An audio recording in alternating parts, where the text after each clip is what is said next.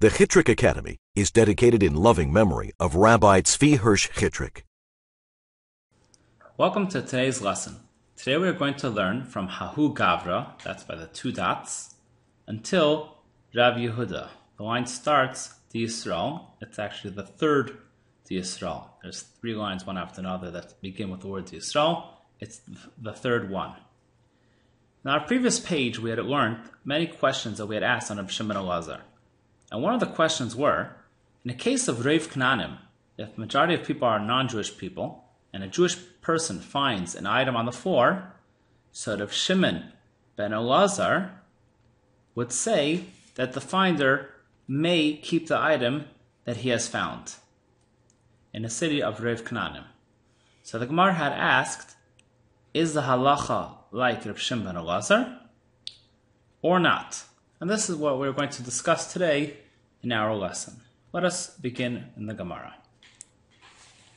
Hahu Gavra, there was a man, the Ashkach Arba Zuzei, who found 4 zuzim. Zuzim was the currency there. The Tzairi Bistina, which were tied up in a cloth. It was tied up in a bundle. Vishadu Benahar Biran. And it looked like it fell into a river, the Nahar, which was called Biran. It was called the Biran River, Nahar Biran. So he went to the Rav. Also, Kamed Rav Yehuda. He came to Rav Yehuda to ask, what is the halacha, may he keep it or not? Amar lei, and Rav Yehuda told him, Zil, go, achriz, and call it out, and try to return it and find the owner. That's the story that happened. So Gemara asks, Vazute shoyamhu. Zute shoyam is when something gets, the water comes and the high tide can move things away from the river. And we say that people who lose things by the river usually give up on ever finding it. Because it's common, you leave things by the beach, the tide may come and wash it away. So the owner usually will give up on finding it. So the finder should be able to keep it. Why do we say that the finder needs to return it? That's the Gemara's question. So let's put a question mark over here. That's where Gemara's question begins. And the Gemara is going to answer, an A, Shani Nahar Biran. Nahar Biran is different. Kivan Demiskal, because it will get stopped. There are a lot of obstacles in the way which can stop things, which stop things that get washed away. Loi miyayish, the owner will not give up on finding it. So this is the Gemara's answer. Let's just see that quick on the board. Usually things that are on the beach and the tide could come and wash away, we say that the person who loses it will give up on ever finding it because things get washed away, the river, and that's it. You can't find it. However, in this case, because there are different obstacles, for example, let's make different obstacles. Let's say there are a lot of rocks here in the way. There are a lot of rocks in the river. We'll see soon why we put this dam here. So because there are a lot of obstacles, the owner thinks that maybe his item, his purse of money, was caught on one of these rocks, and therefore did not give up on finding it. This is the Gemara's answer. So what is our proof? How does this explain our question about Reb Shimon Elazar? So let's continue.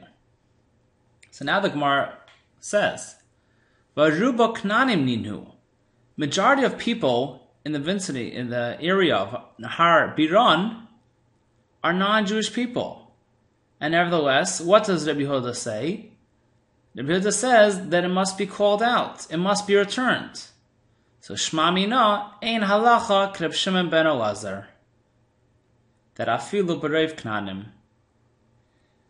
So we learn from here that halacha is not like Reb Shimon ben Elazar, who says that afilu b'reiv knanim, that the finder may keep it. Because we see from here that Rabbi Yehuda says that the finder may not keep it.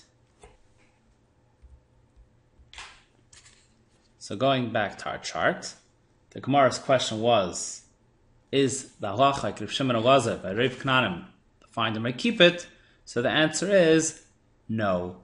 The halacha is that even by Rav Knanim, if there are Jewish people in the area, it's only Rav Knanim, then the finder may not keep it and must try to return it. And this we learn from the case of Nahar Biran. Let us continue the Gemara. The Gemara answers, the Gemara says, this is not a proof. The Gemara is going to reject this proof of what Reb Shimon Elazar will hold. The Gemara says no. Shani Nahar Biran is different. The Yisrael Sachrule, because the Jewish people, they were the one who created this dam,